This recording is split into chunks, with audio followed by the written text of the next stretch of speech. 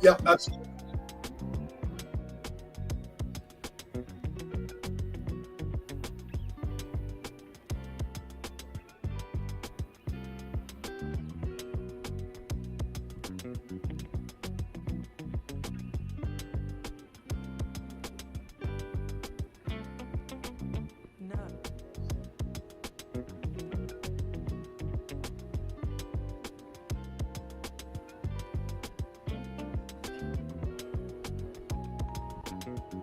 We are live now. We're live from studio. We are here. We're getting ready to podcast. My namesake, my first born, but we are behind the scenes right now. We're still getting set up.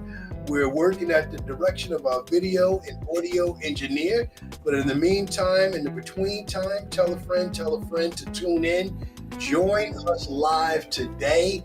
A second live streaming episode of Wine Down with Kev. We're excited today because we are not only live on Instagram and Facebook, but also live on YouTube as well. And that's thanks to you guys getting our subscribers where we need to be. But we'll talk more about that later. So right now we are just here. Everyone that knows me knows my namesake. We'll introduce in a second. But we are at the leadership of my video and audio engineer. He'll be telling us what to do, telling us our sound check as we get ready to go. Tell a friend, give people a chance to tune in. Throw your statements, throw your comments in the chat. Tell me what you would like to ask my son. I'll be honest with you before we start. It is scary to podcast with somebody who you've known your whole life and they've known you for approaching 40 years. So it's scary. You know, the element of surprise is not there. If we go below the belt, we can both get at each other. That's not good for anybody. Not good for anybody. So that's what we don't want to. That's what we don't want to do. We just want to have some fun. Before we start, I'll thank everybody that put comments, questions, in Facebook and IG, and let me know what y'all want to hear us talk about. This is going to be both fun, funny, entertaining, informative, and all of that. So hopefully we meet expectations. Bernardino, how are we looking? So we are good. We are adjusting the laptop. That's Bernardino. Say what's up to him. What's up, everybody? Baddest man in the game. You are behind the scenes. Off camera, we have Dominique in the background. We have our in-family photographer. We got Morgan in the background. We loaded. We are working this morning. We are working. We are trying to get it right. So I stay in my lane. My expertise is insurance. I know nothing about having the right angles or any of that stuff. So while on the one hand, I coach people in insurance, in this space, I try to be a good student, a good teacher, a good listener, and just follow whatever directions I am given. So that's my role and my goal today. Let me go live on my phone and let me see what, if anything, anybody is talking about. Can you tag the live? Yeah, can I tag the live? Yes, you can. I tagged you, so. Okay, and maybe you join it from your phone. That would be interesting. Yeah. That would be interesting. Nick has already shared the live. Tell a friend that we are here. We are doing it today. Kevin, if you could please look at my camera again. I got you. Camera. I see you. Okay. Just scoop over slightly to the right. To the right? You're right. Yep. Okay. Good. Because you'll be All looking. right. I see it. I see it popping up. I see people starting to share the live. Uh-oh. This is going to get scary. This is going to be fun. We might be showing something that you have never seen before. Father and son going live. IG, YouTube, Facebook, touching all the bases, just having a good conversation today. Hopefully you get a lot of value out of it. If you know me and my son at all, you'll see the flow of the conversation. But more importantly, what we talk about, we talk all the time. I want to hear what you think. I want to know what you want to ask so we can kick it and just talk about it, okay? To my team that's running a lot of things behind the scenes, if you guys see anything in the comments that people are saying, I'm not able to see it on my phone, so if you put it in WhatsApp, I will respond. I will shout out anybody that's watching it in the live, okay? Okay. Right over here like this. Yep. All right. Yeah. Okay. Feel comfortable. Let me see. Let me just see how that angle looks. All right. We are good. We good. Trying to figure out. Yeah, So good. am I You're looking maintaining- at we're talking to each other. Got it. The camera's picking you up in the front. The camera's picking me up in the front, and it sees you. So regular, everyday conversation. We got somebody saying good morning. Sunshine to you. Good morning, Kevin and Son. Hey, Sunshine. I wish I knew your government. I'll call you by your government. When I say good morning, Sunshine, I think of a movie. That's not good. That's not good. Sunshine, who are you? Sunshine, give me your government. I can't bounce over to Instagram and see who you are, Sunshine. Type your government name in the chat. I wish I knew it by heart. I probably know who you are. You probably just said it before I could see it. Thank you, team, for sharing that. Type I your don't call government name. anybody over 30 by their No. government, you know. Help a brother out. Give me your government name, please. That's it. So Kevin, we want to be as close as possible. to Perfect. Okay. Right. So it's good. Perfect. I'll tell you in a second. Perfect. Oh, Chanel. Hey, Chanel Harper. How you doing this morning? Thank you, Chanel. I appreciate it. No nicknames. No nicknames after that. And Chanel, thank you for your comments on Facebook. We definitely gonna do it. We got Carlos Santana in the building. That's my crew. Talk to me. Carlos, talk to us. Talk to me. What do you want me to ask this guy this morning? What do you Kevin want me to Jr.? talk to him about? Can you make a couple of comments? Oh yeah, Carlos saying he's probably inviting me to the men's league. I'm not joining it, not this year. Carlos, Kev Not this don't want to year. play ball. Carlos, that's what I'm asking you, Carlos. What should we talk about? You know both of us. What do you want to hear us talk about? Usually on podcasts, I have my agenda. It's good. We got Miss Director Tanya Crawford chiming in saying, looking good, fellas. Thank you, Tanya. Thank you for joining in, Carlos. But whatever you want to ask this guy that you're uncomfortable asking about the barbecue, go ahead and ask. I'll get him while he's on camera today. Not going to do that. But tell me what you want to hear, Carlos. In the meantime, I'll be sending Carlos a few more Zillow properties. That's my mortgage loan officer right there. So I get to contact him whenever I need the numbers for property tax and any flip sales in the real estate game. Carlos Santana out of Nassau. Kevin, your chair. Let me see if I can get it up more. Okay, no problem. Because it looks like Kevin Jr. is like 6 feet taller than me. He is. Not possible. He is. Only the brothers got the height. So I think that's the first question they want to ask. 2 second sons be 6'3" and 6'4". We're changing the food between 86 and 92. I That's got the it. first question. I got it.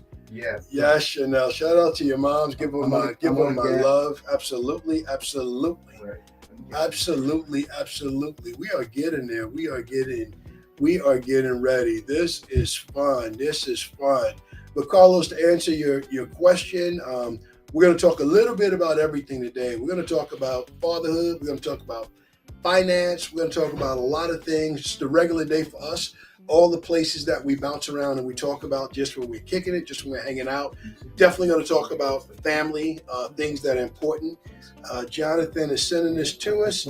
I have someone is commenting. I have a PNC license in Georgia, but need direction on how to begin my insurance career.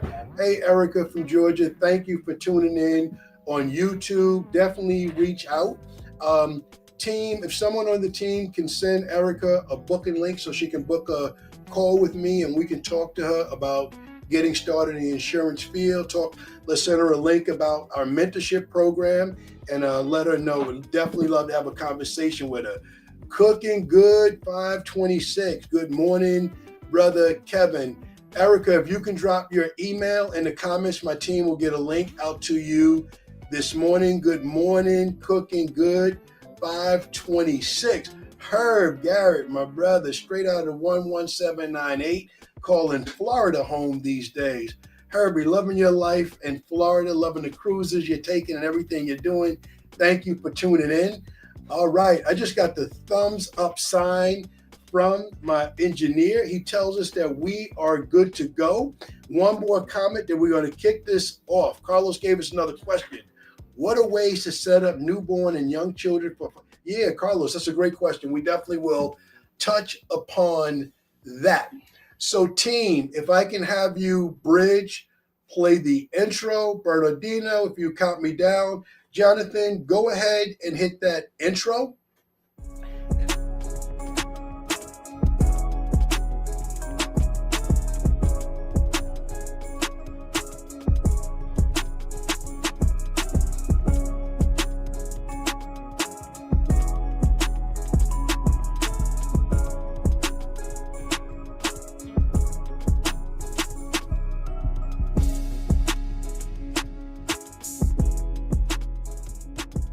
All right. Welcome to another episode of Wine Down with Kev. If you don't already know, now you know. I am super excited to be here today with my special guest, my firstborn, my namesake. Let me give him a proper introduction. He is the Vice President of Abraham, Kevin Spann and Sons. He's a day trader, a serial entrepreneur, a real estate investor. At one point, he was the youngest college basketball coach in the country. He's a world traveler. He's played ball in almost every NBA arena in several countries, 1,000-point scorer in high school, 1,000-point scorer in college, and most importantly, your two biggest and newest titles, you're Mary's husband and Caleb's dad. Ladies and gentlemen, my namesake, Abraham Kevin Spann II. How you doing this morning? You good? I'm real good. Coffee's good. Introduction was even better. Checks in the mail. I forgot half that stuff, so that's why I'm like, you can't be talking about No. Let's jump right into it. You're newlywed, so we're going to shout out Mary first. Shout out to my daughter-in-law, Mary. I'm going to ask you one marriage question. You just got married. It's not going to be hard. Yeah. Do you remember the only marital advice I ever gave you? Oh, 1,000%. You can be right or you can be happy. You can't be both. That's it. Yeah, That's it. What choice have you made in your be happy. first 3 months of marriage? Have you chose being happy over being right? I'd say I chose peace. There you go. Whatever Peace. way that comes in. So peace. We do a pretty good job as a team to keep the peace. I love it. Yeah. I love it. Shout out to my daughter-in-law, Mary. I love her. When you see pictures of my sneakers, Mary is my stylist when it comes to my sneaker game. She is keeping me fresh and young, and I appreciate it so much. So we're in the family space. You are my firstborn. Talk to me about fatherhood. What is it like to be Caleb's dad? Sleepless. I said goodbye to sleep, but I said hello to a beautiful tornado. That's what I call him. A year and a month, about 13 months and some change now. First person I see in the morning, last person I go to bed. He's learning at a rapid rate. And for me, whenever I feel confident about a routine, it might take me 2 or 3 weeks to get a routine. He's changing. So you have to get a new routine. But right now he's eating adult food. He's in Kid Strong. He's coming to all the basketball games I coach at. So he's pretty popular. He's a lot more popular than he thinks he is. But it's definitely been the most peace I've had. I love it. I love the peace. Let's just talk about definition of fatherhood and your role as a dad. Yeah.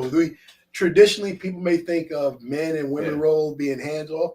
Talk to some of the fellas in the chat and the people out there about some of the things you do as a dad, nurturing your son. Oh, 1,000%. So I'm the softie. The part of me is the softie. I make sure the playpen is clear. His mother thinks that I'm a bit soft with all the toys being hazardous. I do all the cooking, the pamper changing. We're teaching him some of the words, but his mom is with him a lot as well, and she's a lot more rougher than I am. So most people think that I'm probably putting him through drills and suicides at a young age. I'm actually the softer one. So he brings up the soft side of me. So gotta give him that. I love it. So I put it in Facebook yesterday. Normally when I do a podcast, I don't use any notes. I just talk to my guests. I think about my guests. I think about what I don't know and what I want to learn about my guests. But with you, it was a whole different challenge because we kind of know each other. So I wanted some feedback from the people as to what they wanted to do. So part of my introduction to you was that you're a serial entrepreneur. So talk to the people about one of your first business ventures that you ever had. Oh, that came from just no allowance. Oh, we're going to talk about that. You got to position things the right way. So we're talking 30 years ago. So we're talking 1994, 95. starting to fall in love with the game of basketball. There's a popular guy in our area named Michael Jordan. Mm-hmm. His practice facility is right next to your job. So we're dropping you off in a Nissan Maxima Yes. with a dent in the back. Mike's pulling up with a cigar and a Ferrari 5 minutes after you walk into the building, and that was my childhood. So watching him dominate the Knicks and other teams, and the sneakers are releasing, and the sneakers are $125, $150 with tax. And I said, Dad, I need these. And you were very candid when you said, there are like 30 cars on this neighborhood block. They all need to be washed for $5 a pop. There's your money right there. And if it wasn't car wash season, it was snow shoveling season. If it wasn't snow shoveling season, it was leaf raking season. So just little, things that I can control and kind of create my own cash flow. And that just led to me never really like relying on a job for money. I love it. It gives you a certain mindset how to generate your own bread. So you talked about the absence of a allowance. What a terrible dad you must have grown up with, not giving you an allowance and teach you how to get out and earn $1. One of your next business ventures. So the Michael Jordan reference, for those of you that don't know, Kev's born here in New York. 2 weeks ago, I had my son Dom on. He was born in Chicago. So we moved to Chicago when he's 5 years old. So we grew up while the Bulls are dominating. Unfortunately, we lived there for all 6 championships that I suffered through. But that's the environment where you fell in love with the game of basketball. And I want to get to basketball. Shout out to my brother Eric Springs. He wants us to talk about hoops, but I want to delay that because if we start talking about hoops, the rest of the interview That's is a over. different therapy session. That's a different therapy session. But I do want to stay with the entrepreneur piece. Talk about N1 mixtapes and how you monetize that opportunity. Yeah, so right after Mike retired the second time, there was a lull in basketball, and we were in a grocery store, and I knew I wasn't going to be that tall. So there was a Street and Smith magazine that featured all the college programs during the preseason, like around Thanksgiving time. And the most honest advice you ever gave me was, hey, listen, man, you're not going to be that tall. So let's highlight all the teams with a point guard under 6 feet, 5'10", 5'9", 5'11". And that's what I did. So I probably found 30 or 40 mid-major programs, and I came across Fresno State, and they had a local Queens, New York City legend on the team, Rafer Alston. Yes. And the magazine was the best point guard you never heard of. Yes. A year later, N1, the sneaker company, they had just signed Stephon Marbury, a rookie on the Timberwolves, and they cross-referenced Rafer Alston, Skip to My Lou, and kind of found his archived highlight tapes from New York City in the early and mid 90s. And it was a combination of breakdancing, street ball, basketball, Rucker Park. You got the nutcrackers, you got the food out there, you got the rappers out there, you got the dice throwers out there, and it just felt like home. And if you bought a pair of sneakers for $70, you get a free N1 mixtape. Yes. When I moved to New York in 2000, the tape was in high demand. So I would go to the dollar store and get 30 or 40 $1 VHSs. And then I would put a VCR on top of another VCR, and I would dub the tape illegally. This is pirating. And the crime is only 7 years. After 7 years, you can't arrest me. So I was pirating in the late 90s, 13 years old. I probably sold about 10 tapes a day at $20 a pop. Mm-hmm. So I was making $200, $300 a day. And one of my substitute teachers was Danny Green Sr. Yes. And he had caught me with a book bag full of cash and tapes. And he said, you're not here for this. So he confiscated my bag, took a tape home for his kids. And that's how I met Danny Green Jr. I love it. I love it. I love it. We're going to get back to Danny Green Jr., your best friend, in a minute. Staying on the entrepreneur spirit. We got here today. Bernardino complimented your hair. So talk to the people about how you got into cutting hair, and why won't you ever let me cut your hair again? No. So I got to bring it back to mid-90s. Nas is one of the hottest rappers in New York, and Nas had the perfect haircut, right? Bald side fade with the waves on top and a half moon part. And if you remember the video, I remember asking you to go to Mr. Dave's barbershop. Mr. Dave had to be 80 years old with Alzheimer's and the shaky hands. And I'm like, I can't let him cut my hair. But that haircut was like $13 for a kid back then. And you were like, I'm not going to pay for this haircut, but I'm going to buy some $20 wall clippers from Walmart. You're going to learn how to cut hair. Yes. And so after 30 or 40 really bad bald Caesars, got solid. My local friends, shout out to Duke and Quintel, little Jimmy. Those guys let me cut their hair in middle school. So, over time, by the time I moved to New York, I started sweeping at the barbershop, at Reggie's Barbershop, and I get paid $25 a day for sweeping, plus a couple dollars to run to the store. And I just ended up learning how to get the proper clippers and how to line up and how to taper. And that was the second venture, probably cutting hair before high school started. And that was my major source of income in college and traveling with the Harlem Globetrotters. I was making more money cutting hair and playing. So I was a clear indication on where I should be spending most of my time. That is a beautiful thing. So people listeners, this is the origins of a serial entrepreneur as I introduced him. You take your clippers with you to prep school. Yeah. You're cutting hair there. Yeah.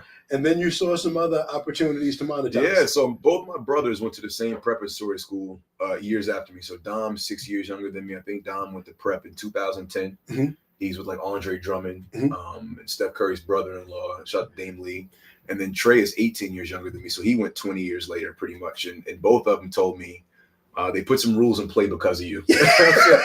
What do you mean? So when I went to prep school, I was already making money. I was doing prepaid legal services. Yes. I think I was an executive director at like 18, just hustling, all the rap songs out there, kind of establishing the culture. So you got to have some money. Yes. Got to have some walking around money.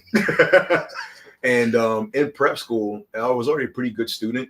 I was skinny and short, so I had to bulk up and gain weight. And a lot of my teammates couldn't read or write. So I would help them with their homework. Now I'm charging $20 a paper. I'm charging $15 for the homework. Portable DVD players that just came out.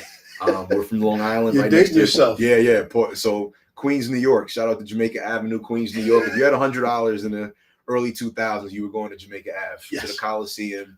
I think Lamar Odom had brought Kim Kardashian to the Coliseum at one point. But you get your fake jewelry and the real jewelry, your Air Force Ones, your white tees, your DVDs and your CDs, and a beef patty. That's what the Coliseum was. So I would get all the hottest mixtapes, all the latest movies that came out in the barbershop from, my Chinese lady. Shout out to my Chinese lady. And I would, once again, pirate the movies, pirate the music. I was cutting hair. Dinner was at 5 o'clock, right, Dom? So you were hungry by 6 and you had to wait till the next day. So I would buy mini muffins and Pop-Tarts and Gatorade. And I would probably spend about $400 at Costco's and flip that into $1,200 at prep school. So I remember one time you came to pick me up, and I had 4 or 5 soap dishes of cash. You're like, I sent you up there for school and books, but if you're doing something illegal, I need to know right now. And I said, it's all clean money. And I got to clean it again when I get home, but it's all clean. So yeah, now prep school has a late night snack shack. They have barbers that come to the school, and they have tutors. So they cut in all the money. But, when I go up there, they call me Kevin Frank Lucas. That's it. That's it. So, yeah, they definitely established some things up there. But, people have money and people have needs. And if you can get in between, there's a green. I like that. People, somebody that's a clip right there. People have money, people have needs. We get in between, there's the green. So I think we touched on most of your business ventures during your youth. The only thing we missed was the throwback jersey era. Oh, man, that was nice. So throwback jerseys, Mitchell & Ness. Yes. Jay-Z ruined that business. Shout out to Hov for making us wear crispy jeans and button-ups. A lot of nasty photos between 05 and 08 in the NBA where guys wearing 5X button-ups and diesel shoes and baggy jeans. But no, the throwback jersey game was huge because, once again, supply and demand. Mm-hmm. So I'd go to the city with my cousin Javar, my cousin Will. Mm-hmm. We go to 25th and Broadway, right by 4040 Club, where Jay-Z first opened it. And across was a sweatshop. Mm-hmm. A lot of illegal stuff that I think back about it. But we used to go to a sweatshop and buy a bundle. So for $300, you can get 10 fake throwbacks. They like Mitchell and S, not Ness. And so we go spend the $300 for 10 throwbacks, come back to Long Island, take orders, and we sell them for $200 to $400. I went to private school, so guys had birthday money. They had bar mitzvah money. So we probably make a lot of money, and then the jersey sales stopped. They stopped. So many businesses failed before I even turned 21.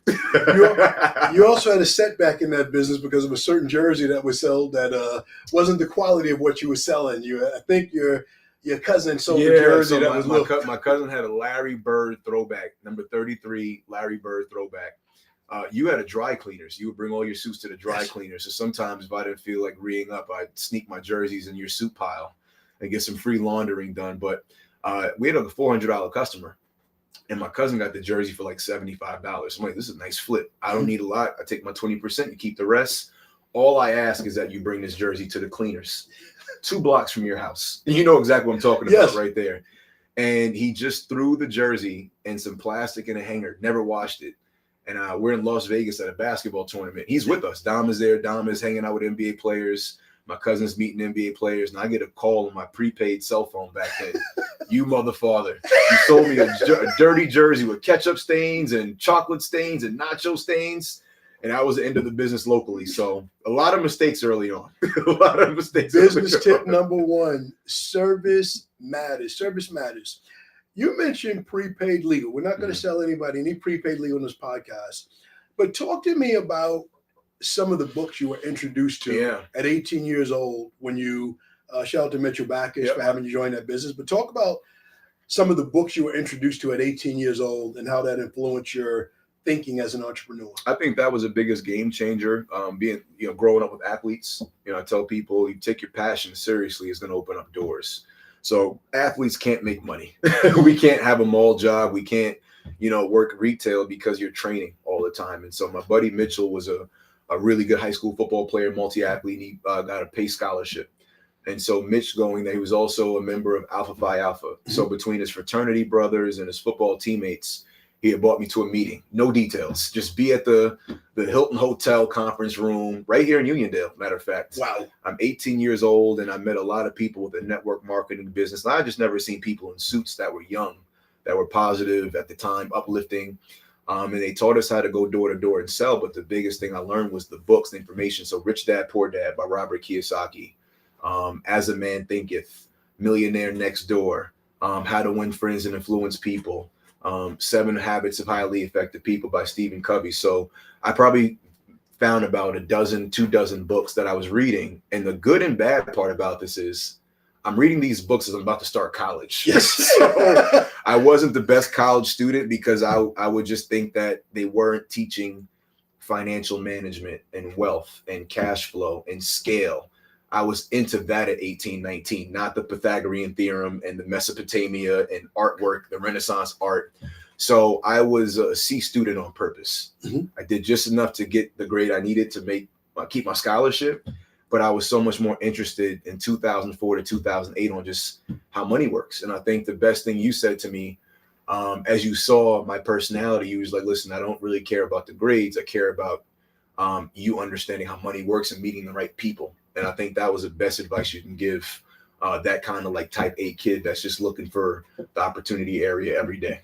I love it. I love it. I love it. So you said something that I know the answer to, but I want you to expand on for the audience.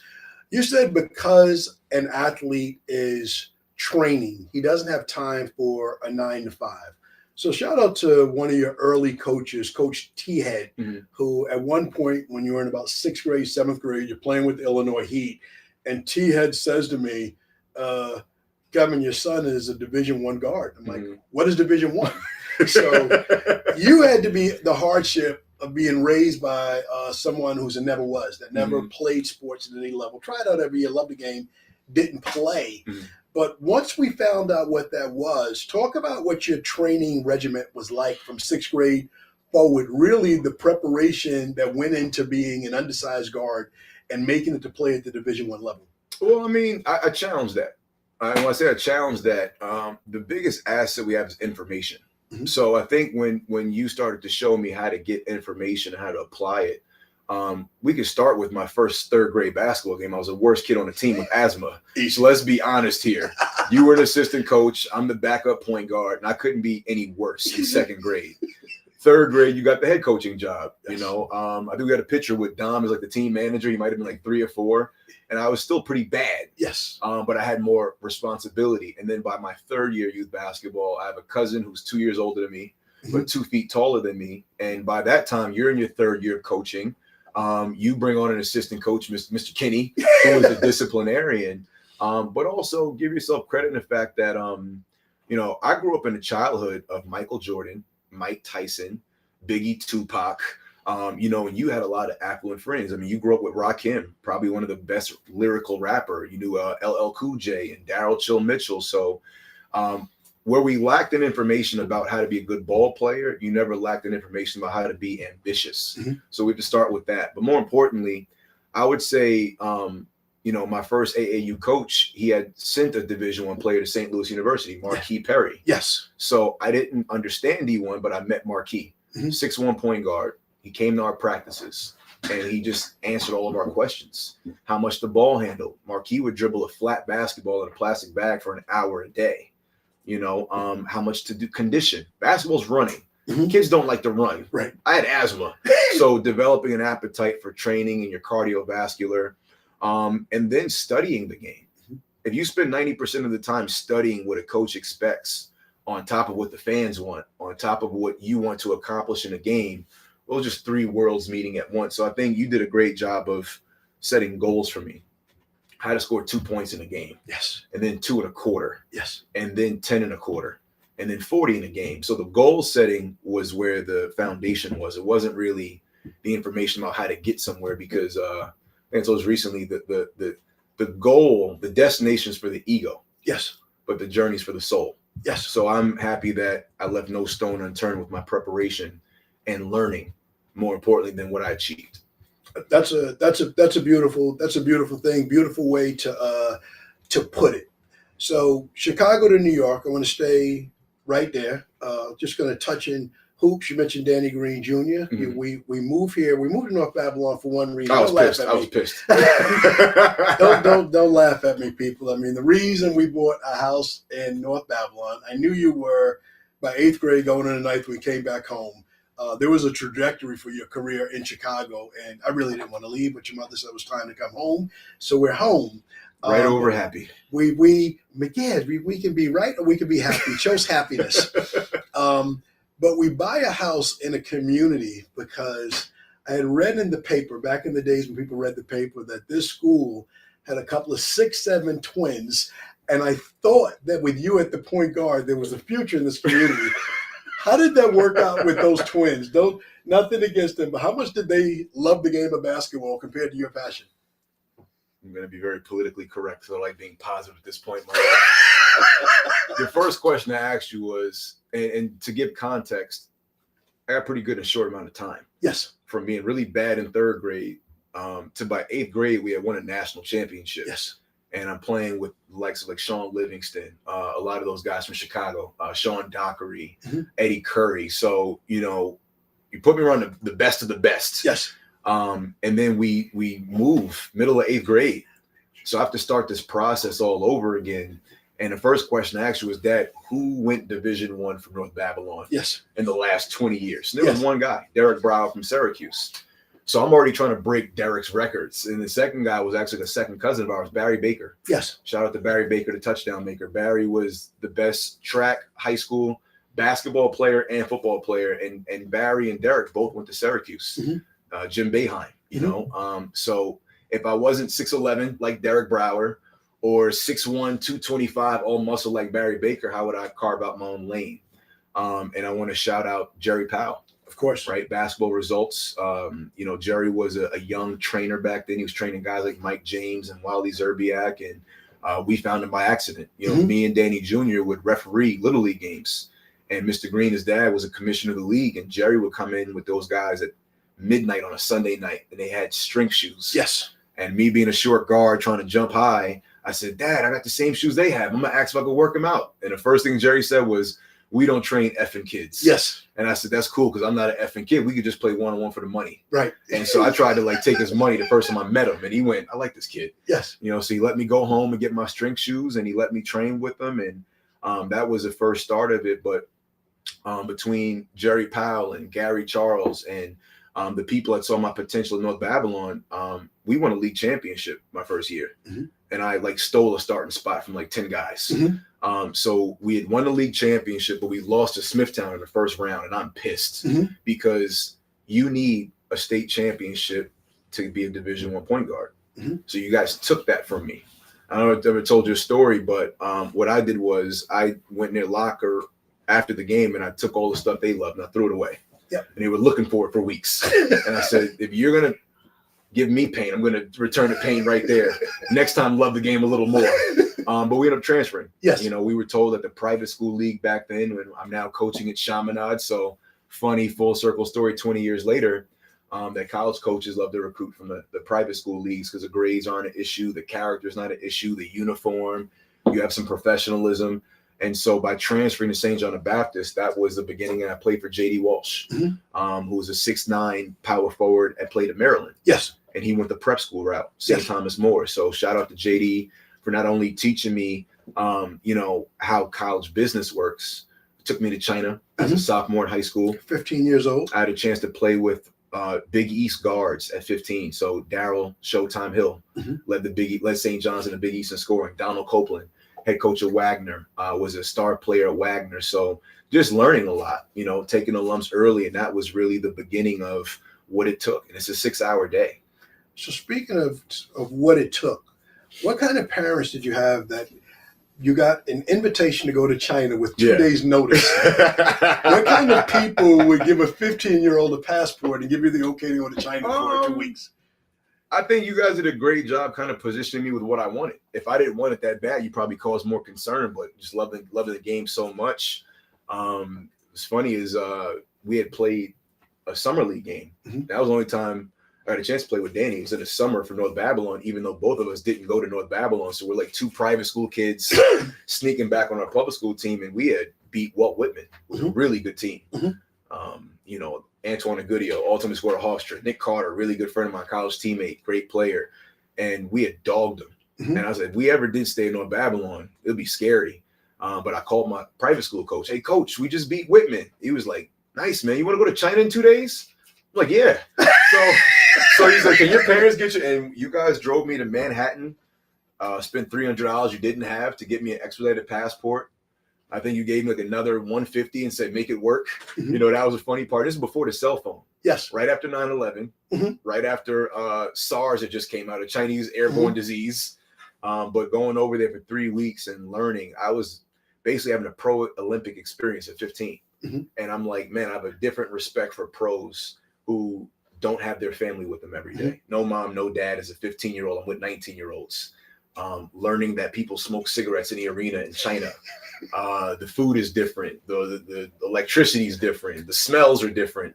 So that gave me an idea of just, you know, the world culture is bigger than America. The professional culture is bigger than your local CYO youth game. And there's a certain seriousness you need. And once I got to that level, I realized, forget the talent and size needed. I don't think that means serious people that love basketball past this discomfort. And that's when I knew I kind of understood you might be more talented than me or taller or work harder, but you're not okay with the discomfort. So I got comfortable with being really uncomfortable with what it took to be a professional at like 15, 16 years old. So let's talk about world travel, 2 phases. China, outside the trips you took with me through Allstate and through business, China was your introduction to world basketball travel. We've been traveling the country with AAU between the Heat, Gary Charles, New York Panther. We're used to running across the country. You go to China, fast forward, you travel the world with the Harlem Globetrotters. But while you're there on that journey, it's like, Dad, the basketball piece is fun, but I really want to travel without having to play. Yeah. So talk about both phases of what it's like to travel as a professional player and then what it's like to travel by choice because you want to be someplace and you want to see something. The closest thing I can compare it to is a military experience, right? So when you train for the military, there's basic training. You know, you're on the beach, you got the shore water coming up through your nose, band of brothers, you're only as strong as your weakest link. Same thing with basketball, is that you're not there for your leisure. An average day with the Globetrotters internationally, number one, you don't know what time it is, what time zone you're in. So it could be 8 a.m. in England, but it's, you know, probably 3 a.m. in the morning. So there's no communication with your family because they're knocked out. Your nutrition. I probably took a lot of vitamins and protein shakes. So we probably took zinc and potassium and magnesium because when you travel, you're losing a lot of those vitamins and you're just dehydrated all the time. So having a bag full of supplements and vitamins and protein shakes, and then you need your bananas, your fruit. Where's the local fruit market next to the arena is my first concern. The stretching required. You know, you have to have a stretch guy. You're, doing yoga if you can. And then 3, you got to get to the arena, get a feel for the gym. It's quiet. Sound check is setting up. You're looking for the dead spots on a court. You're trying to find the rim. The depth perception is different. And then after that, you have to keep a calm mind, because now it's about taking on the energy of 5,000 fans, and you have the autographs, and you have to promote the game. You have PR, you have a radio show. The entire time, it's not fun. So yeah, the Eiffel Tower is right there, but I'm locked in on the 37,000 thing to do. And then it's the 2 hours before the game is the most quiet time. Do I know my plays? Do I know my sets? Am I ready to entertain? Am I thinking about anything else that could distract me from performing at a high level? And then after the performance is over, that's just the beginning, because now you have to come down from all that dopamine, So we play board games after. I read, or music. The iPod, it just came out. And then you have to do the same exact thing the next day for 180 days. So when I did see it, I said it would be really special to see this again with my family, my loved ones, a significant other, a child. And so the second chapter of my life, probably after 28, I wanted to see some of those places, but not at the itinerary of a professional organization, just my time and my dime. Beautiful. So I'm just going to ask you about one trip you took, not basketball related. Mm-hmm. You're coaching basketball, end of your basketball season. You call your brother and you said, let's go to Cuba. Yeah. That was a fun time, man. It was interesting coaching him, so this is my childhood brother. We spent so much time together, and then because of my basketball career, we kind of I went to prep school. He's in middle school. I go Division I for 2 years. He's probably going to high school. I transferred Division II. We start winning a lot of championships. He's probably just finishing high school. Now he goes to boarding school and I'm home, and we just kind of missed each other. So now at this point, I'm watching him grow as a player. I was with him during his college visits, and now he's in college. But then he's a young dad. And so our timelines just missed. I was like, man, I haven't seen you like 15 years. I've seen you, but I haven't seen you.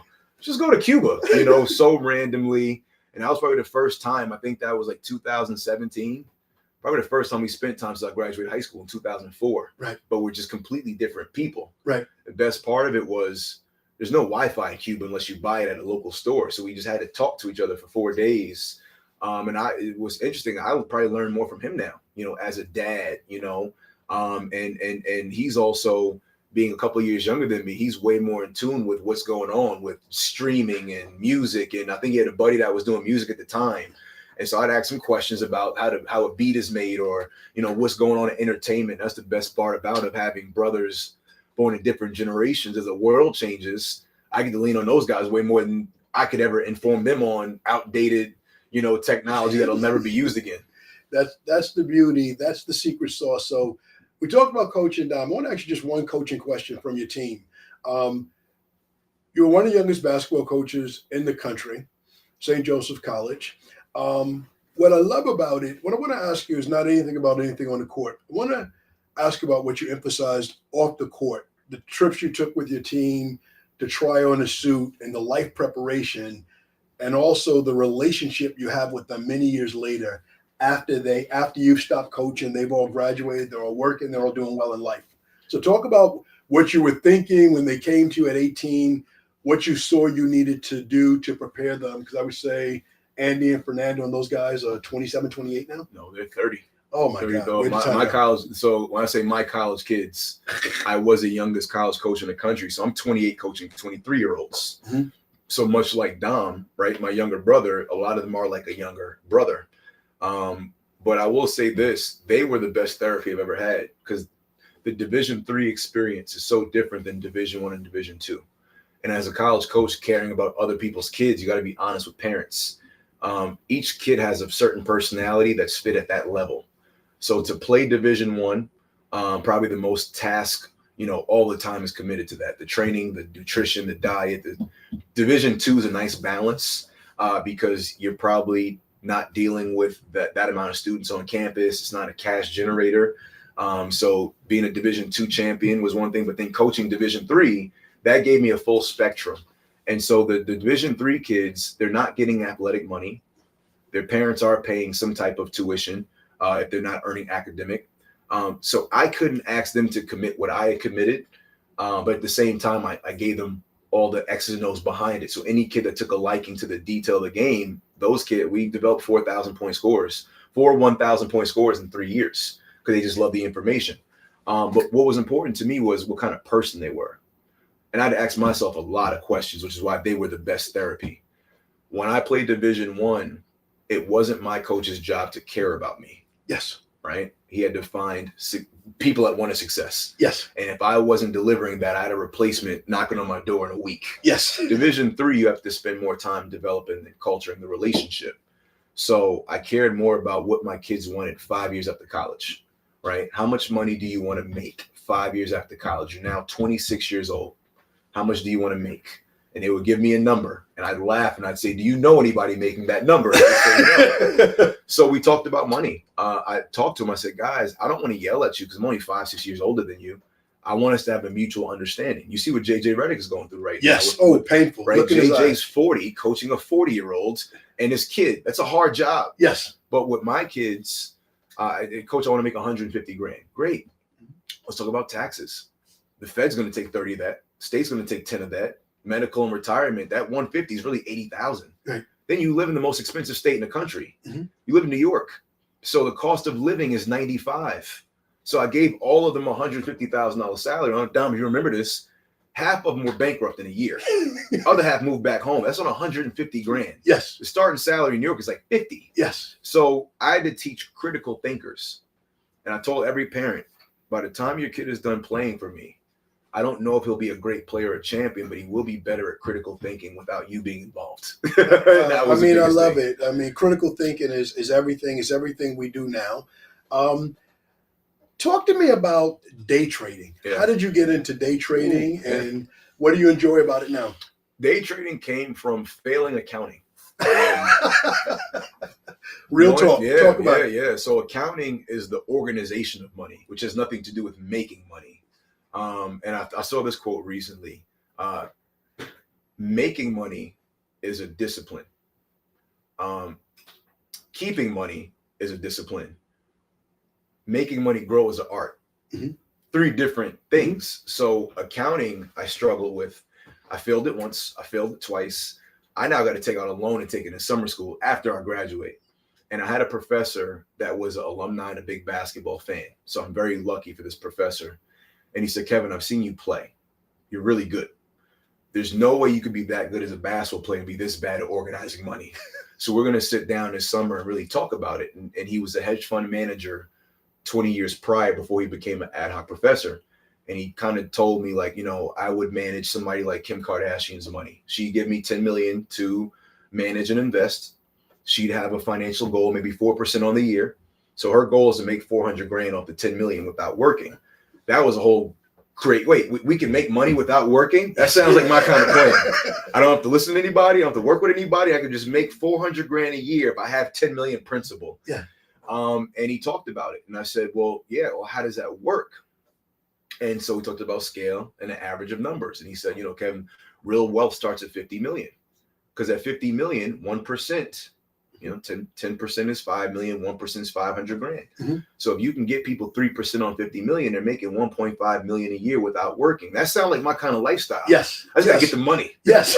So my goal as a college student was, I don't know how much I'm worth on the open market, mm-hmm. right? I don't know how much my basketball game is worth, but if I could ever save $1 million and never spend it and just live off 3 to 4 or 5% of it, that's the idea of that was bigger than learning how to do it. So day trading was a discipline that I learned in my mid-20s. I was making about $1,000 every 2 weeks at my job. I've made $1,000 in a day before with my hustling. So at some point, my expertise as a professional had to match my hustle as an entrepreneur. And so my goal was never spending my work money. Mm-hmm. I would max out my 401k 50%. So that means out of $1,000, I'm bringing home like $300, but I'm putting $500 in my 401k for 3 years. And I was living with you guys, mm-hmm. and you gave me a deadline. You got a year, figure it out. So I'd work my 9 to 5, then go right to the barbershop. That was my credit card money. I had to pay my credit card bills and my barbershop money. Then I would train my brother, his friends. Then I would record the workouts and create content, put it on YouTube. I charge $75 for a workout video, $50 an hour for the workout. And so I realized you can make a lot more off the books, but the money on the books, let the company match that. And so after 3 years, my 401k had saved $40,000. I didn't save $40,000, but by putting that kind of match in there. And so I gave that advice to young kids, and some of them followed it. You know, I got a young guy, Khalid Ginyard, one of Dom's teammates, works for Sloman's. 15-minute barbershop conversation. I just tried to write Khalif's insurance a month ago. He has 4 properties. He's 30 years old. So sometimes that advice is better than others than yourself, because I don't have 4 properties. But day trading was a discipline of learning psychology. It's just like the Michael Jordan sneakers on a Saturday. I buy the retail for $150. There's a buyer that'll pay $300 for it. That's a $150 flip.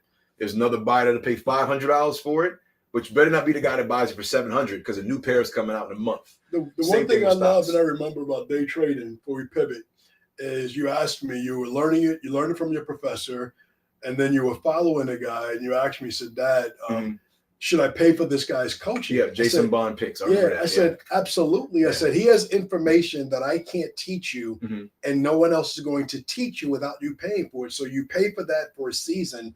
Fast forward many years, you now have the art yourself, but you were wise enough for what you knew on the court, off the court, that it was worth investing in a coach and learning so you could have it. And fast forward to today, you have the ability to make what you want to make and then turn your back and not be a pig. You don't have to finish all the food at Thanksgiving. Well, yeah, I mean, that's part of adulthood, I'd want to say. And I had a lot of questions as a kid. Being the oldest, when you're the oldest, my middle brother, 6 years younger than me, you don't have a lot of people to talk to. So if you're at work and my mom's in the show, and so what happens, you start talking to people older than you. And they say a fool learns from his own mistakes, a wise man learns from mistakes of others. So I would ask people all the time, if you were my age, what would you do differently? Yes. That was my first question. I do this, I do that. And so as subjective as this is a cup of coffee. Some people might pay $1, some people pay 10, some people pay $20. Learning how to position it is everything. And so that's what coaches do. They set you up. A day trader coach will tell you how much money you comfortably losing. That's a question you won't hear anywhere else. Scary. When you have, your principal, the money you're starting out with, $1,500, $15,000, 15 million, the principal doesn't start. How much money are you okay losing before you sell? It's the first question he asked me. Yes. And I said, none of it. He said, well, you can't trade. Yes.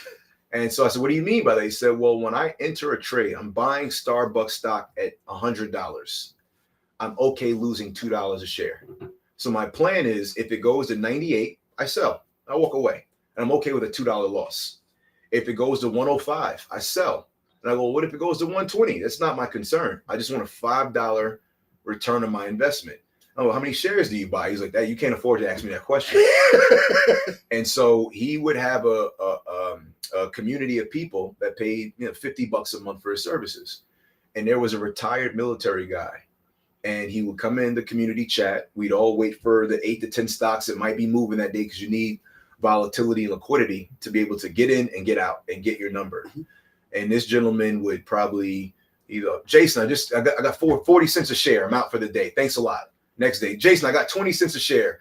At the time, I'm investing my life savings, which is $1,500. 20 cents on a trade might be $30 for me. Right. This guy was putting in his military savings, plus he ran 2 businesses. This guy was putting in $300 to $400 grand a trade. So 20 cents on 30,000 shares is $6,000. He would make $6,000 in 15 minutes. And I would chat him on the side. Mr. Robinson, I saw you've been trading. You're making a killing on like a 1% move. He goes, yeah, I'm putting in $250,000 a trade. Yeah. And so the real thing I learned is, Kevin, you don't need to be a great trader. You need more capital. Yes. So the $1,500, I just start saving. And I borrowed some money from some credit card loans. I think a credit card might say cash advance, $4,000. I'd take out 4 cash advances. So now I'm not even investing my money. I'm investing the bank's money. Yeah.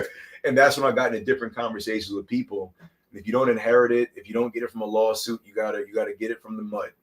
So you have to have a long-term plan. And having friends in the NBA making a lot more money, I said, it's not my time. They got it right now. I'll have it by 40. So that was my discipline. I love it. I love it. I love it. I love it. Talk about generational wealth. That's one of the questions that Chanel Harper put into the comments. What does generational wealth mean to you? Being born in our family, knowing you're old enough to remember your grandfather, the cleaning business he started, knowing that many of the people in our family are entrepreneurs. What does generational wealth mean to you? Having a different relationship with your kids, your kids and the time you could spend with them. Mm-hmm. I think that's the personal. Generational wealth is understanding that time is the biggest commodity, not money. Yes. Money comes and goes, but the time you can spend bringing your kid to the school bus, picking them up from the school bus, cooking dinner together with them, learning things together, letting them teach you stuff. And if you don't have any time, you can't even talk about wealth. More importantly, understanding vehicles that can do it. One thing you taught me early on was we only have like 15 or 20 real earning years. Mm-hmm. So we talked about this yesterday, learn, earn, return. Yes. A doctor, his earning potential is different than a construction worker, is different than a day trader. Doctors don't get out of debt until 32. Lawyers don't get out of debt until 33. So their earning years are only like 30 to 50. So in that 20 years, you gotta make a lot of money. But NBA players that get paid $100 million at 19, they might be done earning money by 23. And that has to last for 40 years. So just understanding your timeline and the vehicles you want to use. Do I want to kill myself saving $1 million over 30 years? Or do I want to get a life insurance product that will take care of my family? God forbid I transition. It's just a different conversation. Do I want to borrow against my retirement? Do I want to I tell young guys, hey, how long does it take you to save 10 grand? Mm-hmm. And you'd be shocked. These Bitcoin kids, all the business they got going, streaming guys, my influencer. All right, we'll put away 10 grand and buy a property. And then that property, the equity doubles and triples. We've talked about this with the home insurance sales we make. I have a brother-in-law. I have friends that bought a property 3 years ago for $600,000, and he put $15,000 into it. That property is now 1.2. Mm-hmm. They have access to $600,000 in equity. They could not have saved $200,000 a year for 3 years and still live a normal life. So just having vehicle conversations, the insurance, purchasing an insurance agency. Mm-hmm. Never understood the sacrifices you made and what you went through to leave a very cushioned position that you earned in your late 30s. And you said, F it, I'm going to cash in. I'm a bet on myself. I learned the inside. It's time for me to earn. You put up the 401k, the pension, everything to have your own thing, but now you got to make it work. So I think that's the biggest part of generational wealth is, number one, establishing a time frame of how long you want to bust your tail to earn, how much you want to learn and teach yourself outside of earning, and then at what point do you want to take the risk to double it. I'm in a risk right now. Right before we start, I put in a risk, and I got to wait until 3:30 today so it'll come back to me. So the risk toleration is important too. I love it. 2 minutes on the insurance business. You were born in the insurance business. You're born in 86. I started with Allstate in 87. You've been with me every step of the way, every moment between trying to be a nurturing dad, but at the same time, your whole life I've been studying for one test or another. We started the agency in 2007. You're in college, and you've always worked in the agency. You've been in every conversation from conception to completion. You've worked for Allstate corporate in a couple of capacities. You've demonstrated leadership in other capacities. And now you come back as the vice president of the agency, the heir apparent of the agency. Talk about the state of the insurance industry right now and your journey and how you see it as a homeowner that really understands the need at your age now, as opposed to when you first got your license the first time many years ago. What do you see in the insurance industry first? And I'll ask you one more insurance question. Well, the first thing is just understanding the product. It's a very, very unique product, and there's no product like it. Mm-hmm. When I walk into your Allstate agency, I'm offering you money. You're offering me a promise. Mm-hmm. There's nothing tangible about a promise, right? Kevin, here's $500 a month, and if something happens, you got my back. Yes. Tree falls on my roof. My car gets, caught in a flood. Something happens in me, you're going to take care of my wife and my son. That's a different type of dynamic, because when I leave, I don't have anything in my hand, and I see a withdrawal out of my account every month. So it takes a certain level of just understanding the product and what it does for you. That's number one. Number two, understanding your behavior as a consumer. If I have a heavy foot as a driver, my most important contact is my insurance agent. If I live in a high traffic environment, New York City, gridlock traffic, HOV lanes, all the cameras in the sky that take pictures of you when you blow through a red. So all these things that happen, the insurance industry is very unique because it's changed so much in the last 70 years. When it first happened, people pooled together their money in case something happened. So in the 1940s and 50s and 60s, America looked different, you know, husband, wife, 2.5 kids, a dog, and a picket fence.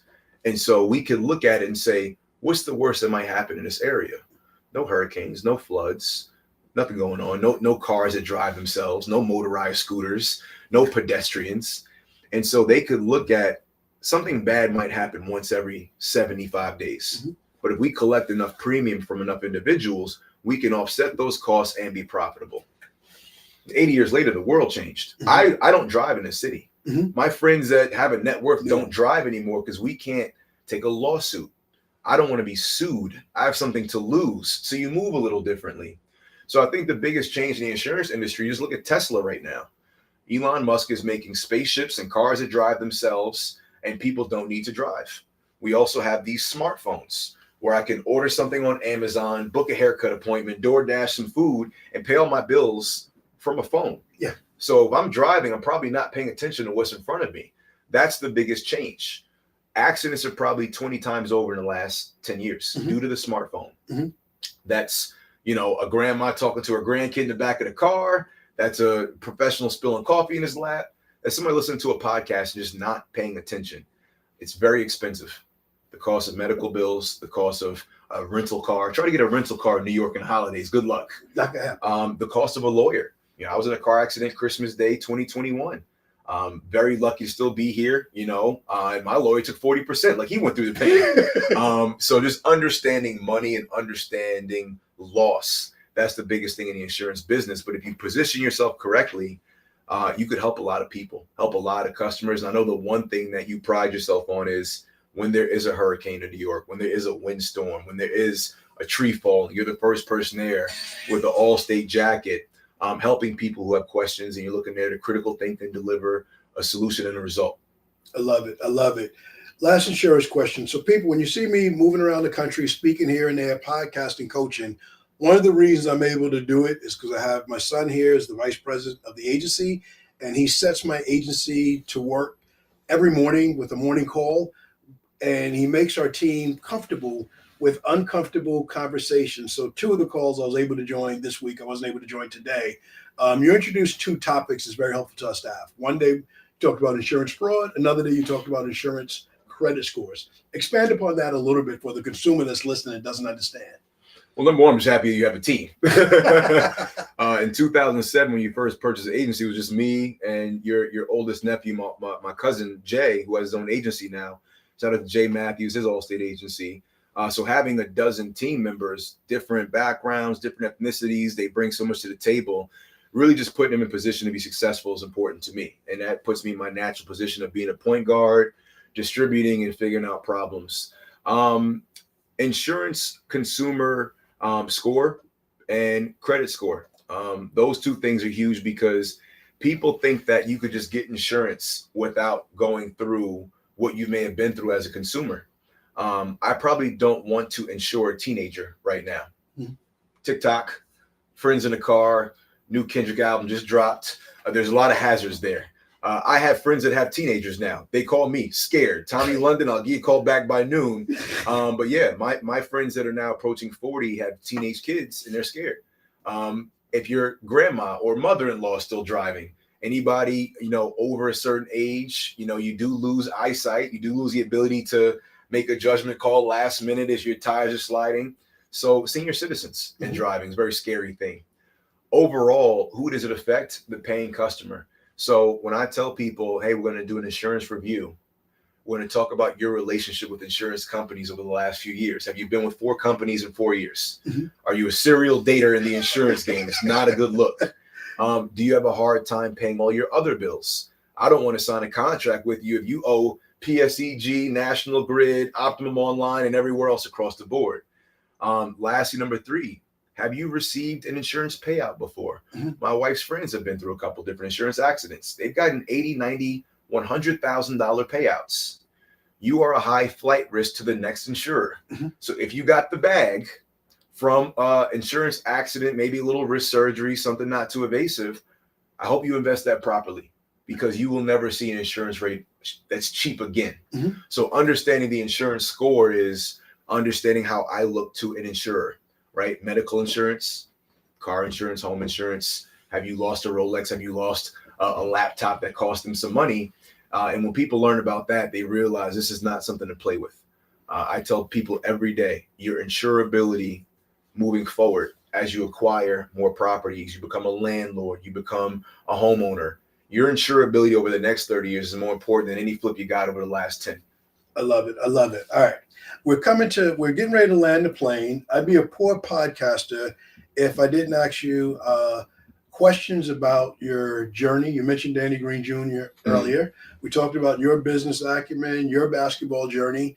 Talk about the journey that you took with Danny from draft until his recent announcement of retirement, what that look was like, what people think the NBA is like from the outside, and then what it's like, really to be there with your best friend. You're the best man at his wedding. He's the best man in your wedding. So just talk about, shout out to Danny. Congratulations on the retirement, but talk about that journey a little bit. 1,000%. There's a great scene in a movie called The Town with Ben Affleck and his buddies. And Ben is from the top part of Boston, and he wants a better life. He met a girl at a flower shop, but he robs banks.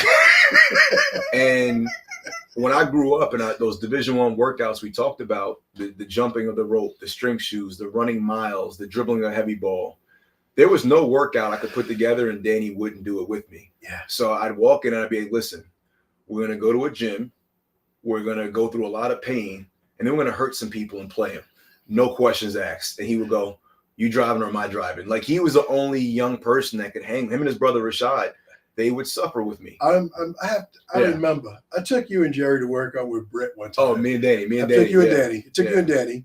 We picked Danny up around the corner. We go to the workout, and y'all go through a half an hour, some of the hardest times in my life. Yeah. And I stand up. So that's good stuff. That was tough. You're like, Dad, where you going? So I said, no, that was a warm-up. Yeah, it was a 90-minute workout with one of the best trainers. Shout out to Britt Kelly. But no, I said it to say Danny was he's a year and 3 months younger than me. Mm-hmm. And whatever workout we did, he always hung. That was the nature of our friendship, was how much we trained to get ready. And so by the time he got to 6'6", he could shoot it. He was ambidextrous. He could defend. He was the first 1 through 4 kind of player. I'm like, Danny could play point guard, shooting guard, small forward, and power forward. And I don't think he knows his potential yet. But by the time he got to UNC and just great coaching, I would pick his brain, and he played for every coach that I admired. So, Danny, what's Roy Williams like? And Danny could give me the whole UNC practice plan. And that gives me an advantage when I play against people I play against. Then he goes to the Spurs, and I bring him to the airport, drop him off. And once he got established down there, I go visit him, go to a Spurs practice. Oh, man, this is even more detailed. So the learning was always what I loved about our friendship, is how much he can go from being a 5 player to a 7 player to now. Man, the craziest day was the 2013 NBA Finals. Mm-hmm. And Danny's starting, and he's guarding LeBron, and he's guarding Ray Allen, and he's guarding Dwayne Wade, and he's locking them up. And then he broke the NBA Finals record. And I'm looking at my guy, like I said, only 15 months apart, like a younger brother, but I'm like, this dude is here. Yeah. And he had, you ever seen Last Dragon? He had the Bruce Leroy glow, and he's dunking on Chris Bosh, and he's stealing from LeBron. He's making shots. And I knew it was an out-of-body experience, because if they win Game 6 and Ray Allen doesn't make that shot, it's an 80% probability. Magic Johnson and Jalen Rose said Danny Green might be the Finals MVP. And after the series, when they lost, I said, do you know what you did? He went, I have no idea. I don't know what happened. It's like he just blacked out for 5 weeks and was the best player the world's ever seen. And then he has no idea how he did it, but it was because of the work. So, yeah, watching Danny kind of navigate a 15-year NBA career, shout out to him, just retired recently, doing a lot of commentary work for the Spurs and the NBA and NBA Game Time. But he just never skipped any steps. When people look at his journey, he never skipped a step. He never missed a line on his sprints. He never cheated on the push-ups. And so I tell people his story of being one of the only 4 individuals that have 3 championships with 3 different teams, one of the only, I think, 24 guys that have an NCAA and an NBA championship. He's a guy you call and say, hey, how do I get that? Just don't skip any steps. And that's the best part. I think you've been able to see the journey and learn it. And same thing you built with your podcast and your books and your agency. When people ask, Kevin, how do you do it? Just don't miss a breakfast. Don't skip any steps. I love it. I love it. You talked about 2013, the missed shot. You talked about 2014, he wins. 2019, Raptors. You're in Toronto. Yeah. You're on stage. Yeah. You're in Toronto a lot. You and Danny had a lot of business in Toronto. You're filming a documentary. Just last question to wrap it up. What did it feel like being at that parade in Toronto and going through the city with 1 million people there, and Danny, who's a non-drinker, the fans are urging him to chug a beer, and you stepped in as wingman, and you had to take that on for him. It was so bittersweet because 12 months before that, he was in San Antonio for 8 years. You know, like I said, broke a lot of records, single season 3-point, made an all defensive team in San Antonio. I was there when he got traded for DeMar DeRozan. So that was a bad time. It's like, wait, you don't love me anymore? So watching him go through those feelings of, I got to move to a new city. I got to get a place. I got to get some underwear, some socks. Like, we just had to, I think the biggest thing was making sure he was okay with the day-to-day. I mean, you're going from Texas where it's hot all the time to Toronto where it's cold all the time. You're on the water. New team, bunch of veterans, new coach. So just kind of making sure that he was good day to day with his routine. And by the time the team got rolling, and Kawhi had missed 30 games. Yeah. So watching him start his podcast Inside the Green Room, shout out to Amjad Osman and my young bro. He created Danny's podcast. His 31st birthday is coming up in a couple of days. And Harrison Sanford, his birthday is coming up. So watching those guys build a podcast in Toronto. Where Kawhi doesn't talk that much and Kyle Lowry doesn't talk that much. And they built something organic. They gained 40,000 subscribers to Yahoo Sports Canada. Danny had brought me to Canada many, many years to do a camp up in Huntsville. Future Stars basketball camp. We'd work with all the guys from Corey Joseph to, and we met Andrew Wiggins as a kid. So full circle, 11 years later, it was like family up there. And the opportunity was incredible. And so now watching him go from the guy that got traded in the 25th hour to the guy who delivered, Canada only has 40 million residents, the country, and it's bigger than America. 10% of the country was at the parade. And I remember I called you. Yeah. And I got to call my dad, man. So you were in the office and I'm on a parade bus with Drake behind me. And Phil Handy, the NBA trainer, and Fred VanVleet, and Norman Powell, and Danny the crew. And it was one of those moments where I said, man, the basketball guy saw him work his tail off since 13, and this is the biggest payout I've ever seen in my life. And to this day, man, Toronto still loves him, and then he gets traded to the Lakers.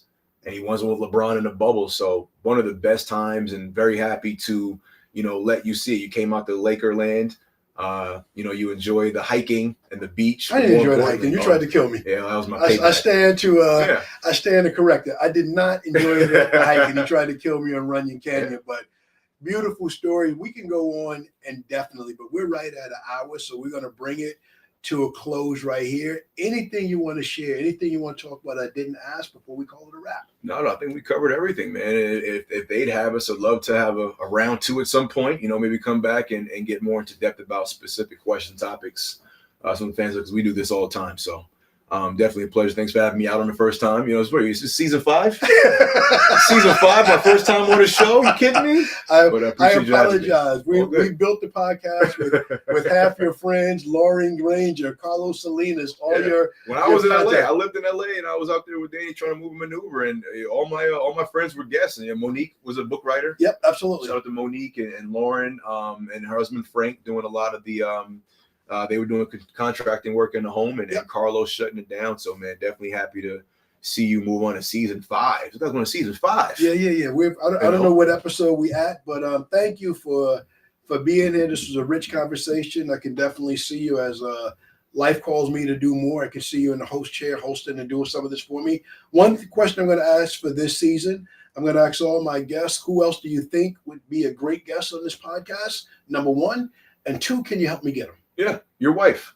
Oh no, that goes back to the marriage question. Yeah. Do you want to be right or you want to be happy? I think it would be great for people to see the woman who's allowed you to grow in this space. That's a whole different conversation. But yeah, your support system. I think people asking questions about that, because if you see all these ideas and the books and the podcast, that means somebody's not doing the dishes at home or fixing a roof. So you guys should see his backbone. Oh my God. Pauletta Washington to the Abraham Kevin Spann business. Bring Denise on here. She is all that and this son, but I'm going to get out while I'm alive and I can maintain my happiness without needing to be right. So for all of you out there, thank you for watching another episode of Wine Down with Kev, the Dream Chaser podcast. Remember, you're never too old to dream. So please take one small step to start chasing your dreams today. Okay, we're going to speak right.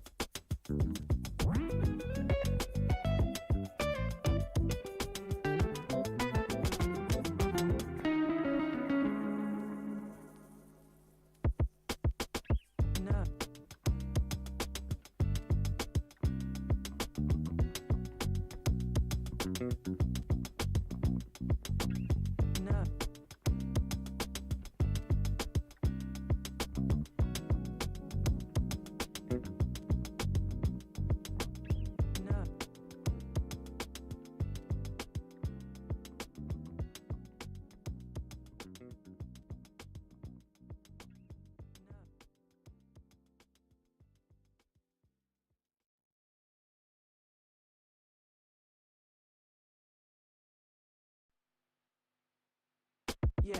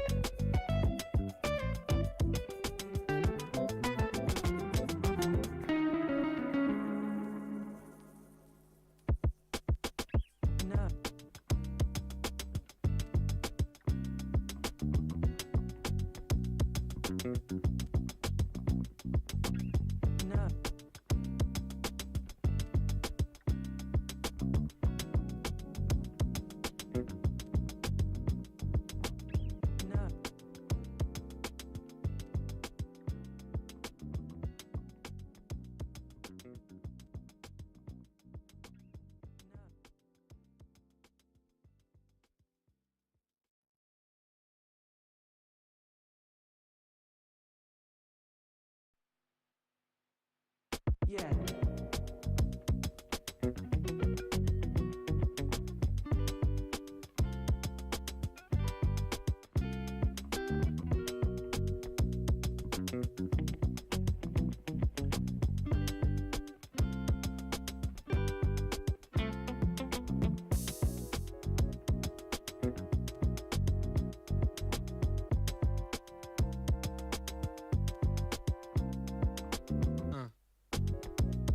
No.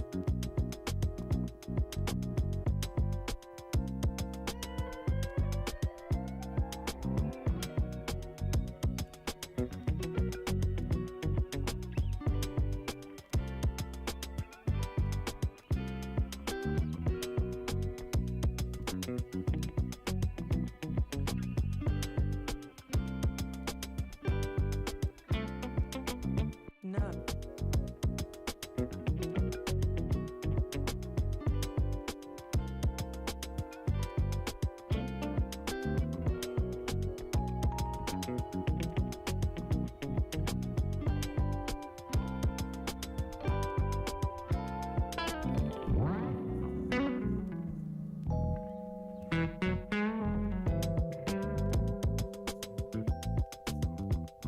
No.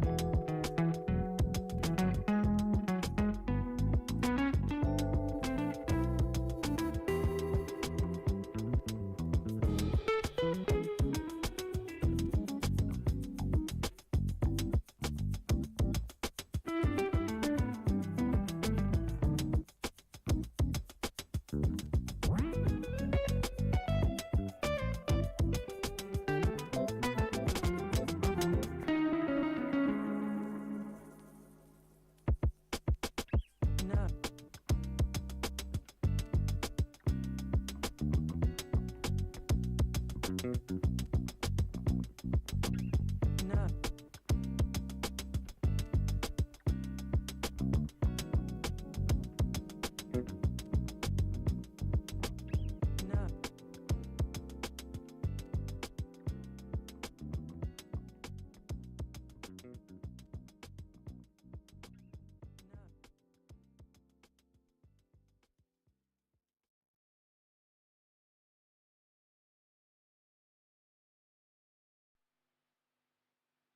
Yeah.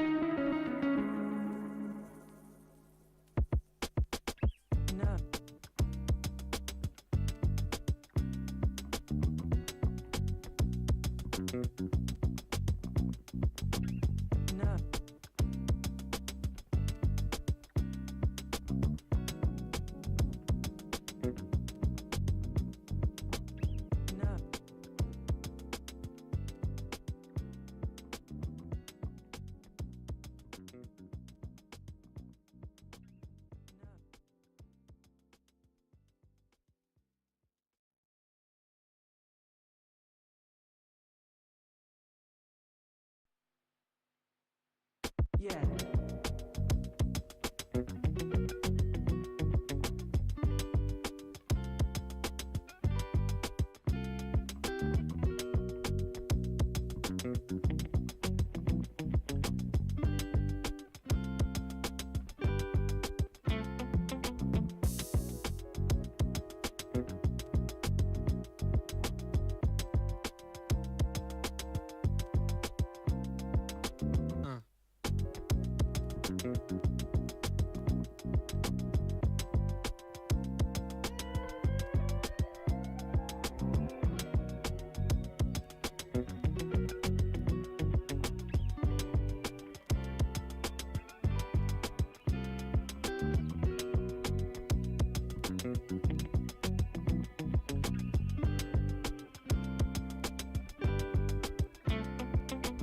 No.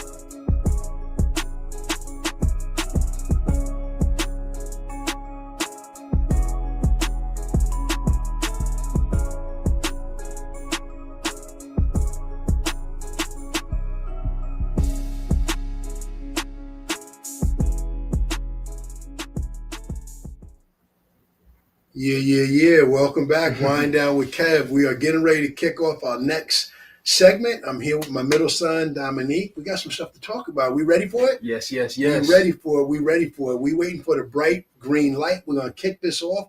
We're going to come at you 15 minutes hard with trending topics. We want to talk about what people are talking about today, not yesterday, not last week. We're going to talk about what people want to talk about today. So that being said, whatever you want us to talk about, drop it in the comments. We're going to see it right on the screen. We'll switch up the conversation in the middle, whatever it is. Yeah. I'm down.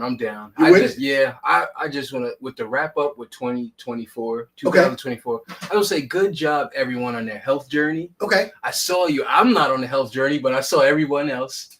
The working out, the eating right. Everyone, great job. Now I'm going to, you be coming at me with the truth. Yeah. So I'm going to come at you with the truth. Mm-hmm. The truth of the matter is you did change your work, your eating, your nutrition regimen. You dropped a lot. You look great, and you haven't even started working out like you used to again. So tell the truth. Thank you. Talk about what you changed in your diet. Thank you. People, stop drinking sugary drinks. Okay.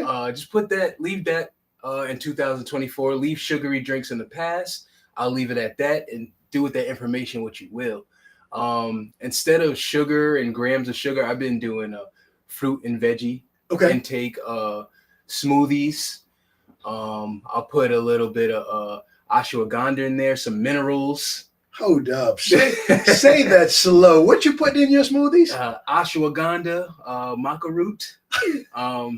These are just like, I look at it like minerals just to help you sleep better or wake up better or move around, be more flexible. So I'm into that stuff. I haven't started working out yet. I did change my diet a lot, but good job to you. You are 5 days a week. I'm trying. I'm trying to get in the gym, trying to eat better, straight black coffee, no sugar, straight hot tea, a little bit of honey, no sugar, no flavoring milks. You know, I don't drink soda. No. Carbs are kind of big. Soda, you drinking it? Just ginger ale? Nah, you just ginger ale. That's our medicine that we have at the house is ginger ale. Okay. So whenever you feel anything, just drink some ginger ale. You'll be fine. Okay, we went to ginger ale. So we live now. We live. No streaming. tussing? We are no tussing. No Robert tussing. Chris Rock. Tussing for the everything now. We going with ginger ale for everything all the time. So talk to me, Dom.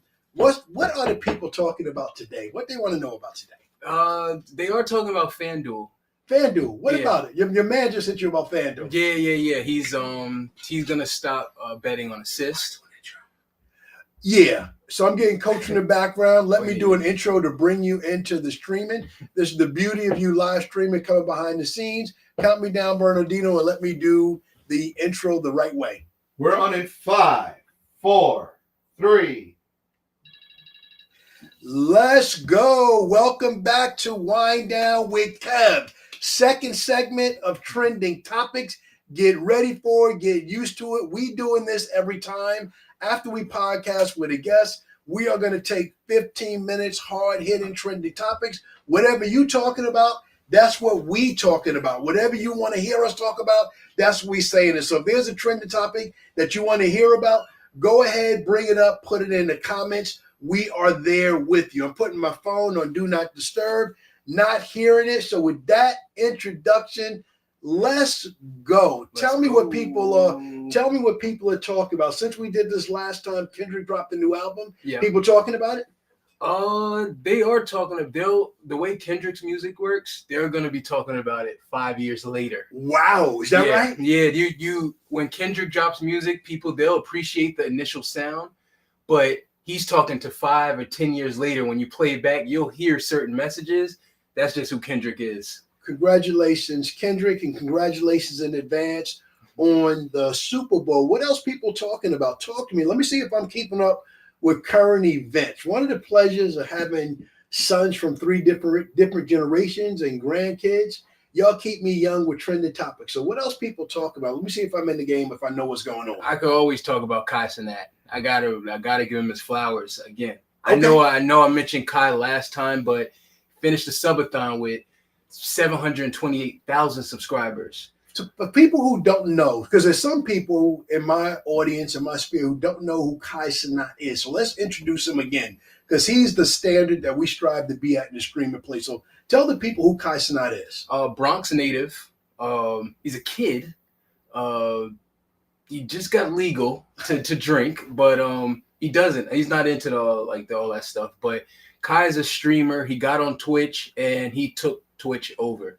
There's a million other streamers, but Kai is the one who broke records recently. 728,000 subscribers, which means you're paying monthly to see his content. 728,000. That's a big number. So if y'all want to know what we're doing, what we're going for, we chasing you, Kai. Yeah. We here for you. Yeah. And guess what?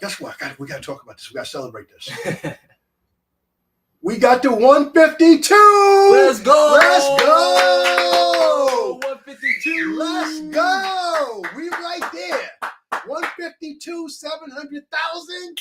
Kai, we on your heels. Let's go. 152 subscribers. 152. Right there. We right there. Yo. So in the mind. Yeah. So you're saying there's a chance we're gonna catch him? It's all in the mind. Let's go. But much love, much props to Kai Cenat. I saw something this week. David Chan. Shout out to David Chan, big time podcaster, one of my favorite people in Atlanta. And he asked a question, people that we're talking about. He asked a question, is Kai Cenat better than when he started? Is Kevin Hart funnier than he was when he started? And the third person was, is Kendrick Lamar better? Or were they just consistent? What do you say to that? To answer that, Kai is not funnier now than when he started. Kevin Hart is not funnier now than when he started, and Kendrick is not a better rapper than when he started. They always rapped. I wouldn't say when they started 10 years ago. Okay. They were doing it, but now they're consistent. But this is work that I've seen them doing a while back. So yes, they got better from who they used to be, but that consistent work of Kai, Kevin Hart, and Kendrick Lamar, they've been at this caliber of talent and excellence for about 10 years now. You were the first one that told me about Kendrick long before he hit the radio. You were listening to that music from that audience in Cali long before. Who else is in that community that you were listening to? Super fan of Kendrick Lamar. He dropped Section 80. At that time, Schoolboy Q, Ab Soul, that's the TDE record label, but I was just a huge fan of that time. Tyler, the Creator, Frank Ocean. These guys just creatives. I consider them 90s kids like myself. Okay. 90s kids, we bring a whole different aspect to the times in the world and the society. And so expand upon that. So I have some people in my generation, I'm not a 90s kid, Yeah. but they really don't understand some of the differences between us, 90s kids, and then you got a younger generation that's coming with some other stuff. But talk about the 90s kids. What's unique about the 90s kids? The 90s kids, we're spoiled. We're spoiled. And I feel like we received a lot of love. Okay. And 90s kids want to give back. Okay. Nickelodeon, Nerf Blasters, Super Soakers, Cartoon Network, Disney Channel, the movies, movie theaters, Blockbuster, video game. We had so much stuff. And for the creatives from the 80s, the directors, and they had the vision to make movies for the 90s, and whatever they experienced, they give it to us. And we just want to give back. I know I mentioned Jake Paul last time, but what he's able to do with the entertainment world. There's some other people out there, 90s entertainers, and we're doing it big. We're going to keep going too.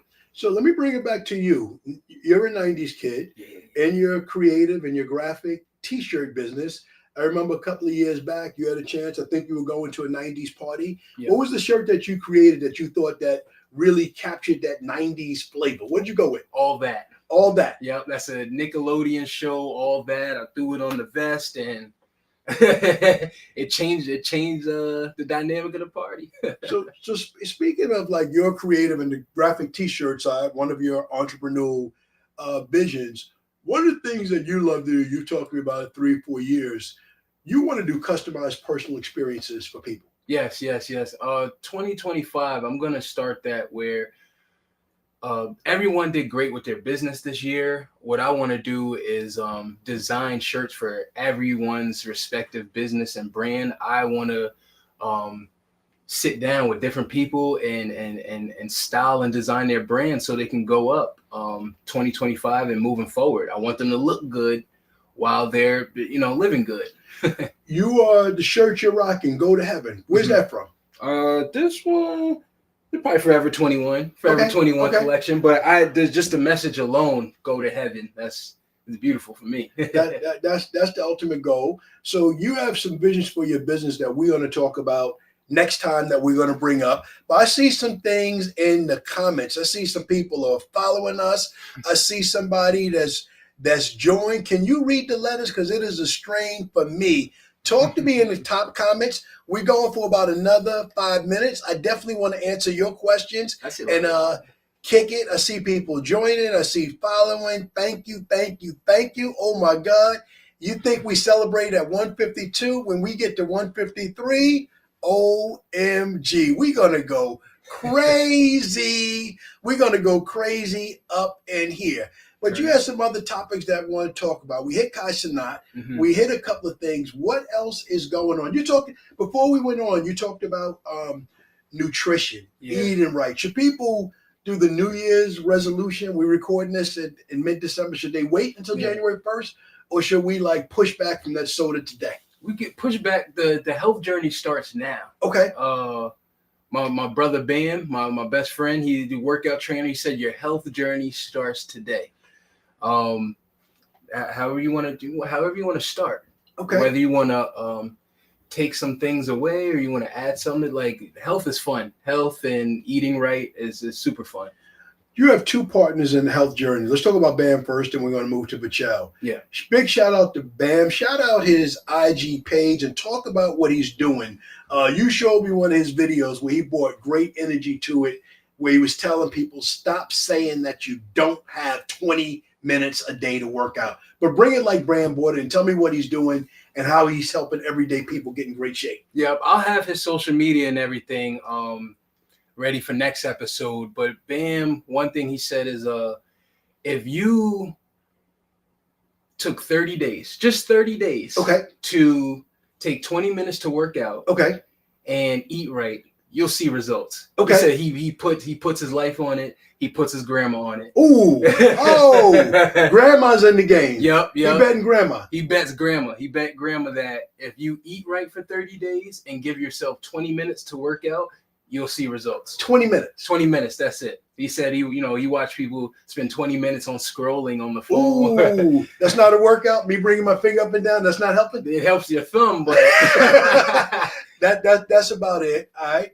Shout out to your lifelong, one of your best friends, Bachel. Talk about his commitment to health and training, and talk about Philotopia. Vichel, he told me yesterday, I believe he's watching right now, he's joined. He told me yesterday that internal breathing massages your organs. Wow. So when you take deep breaths, and you work on that, you're massaging your internal organs and your skeletal system as well. So he drops gems every day. I said, dude, when you told me that, I took a deep breath and my back cracked when you told me. Right there. That's part of my workout. That deep breath. Deep breaths feel good. Yeah. They really, really feel good. We got to get Bachel on in a future trending topic. Bring him on live. Let Bachel kick it. I've enjoyed talking to Bachel from the beginning since y'all were kids. Yeah. Always a thinker. Always brings that dynamic to the table. Mm-hmm. We are wrapping up. I'm just going to check with the team that's running behind the scenes to see if anybody got anything we want to address. When they do, team, drop it in the comments and WhatsApp so I can see it. And let's make it work. Dom, you have some other stuff on your mind. We got about 2 more minutes to drop in as trending topics. What else are people talking about today? Not last week, not tomorrow. I know a trending topic. What's that? People are talking about college football. So we coming up on the playoffs. Shout out to Colorado, Deion Sanders on a great season. They're going to be in a major bowl game. They won't be in the playoffs, but nevertheless, Deion, the way you stood up, not only for yourself and your sons, but when I saw the other day, you walked on the field with that young man whose father wasn't there. Jimmy Horn. That's what it's all about. So definitely a talk point for me, and definitely something worth acknowledging him and the greatness he's demonstrating on a day-to-day basis. Yeah, that's what I want to say. Love is love. In the future, from what I'm saying right now, love is love.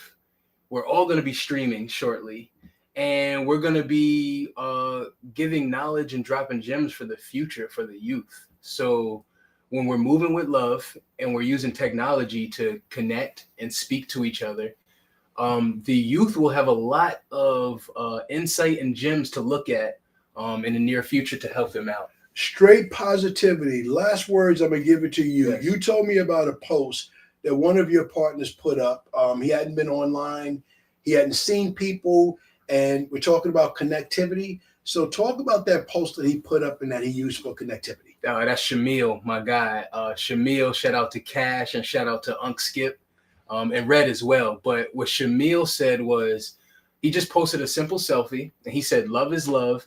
I'm not on social media often, but I do want you guys to know that I love you. I love my bros. I love my sisters, my family, my friends. And I feel the same way.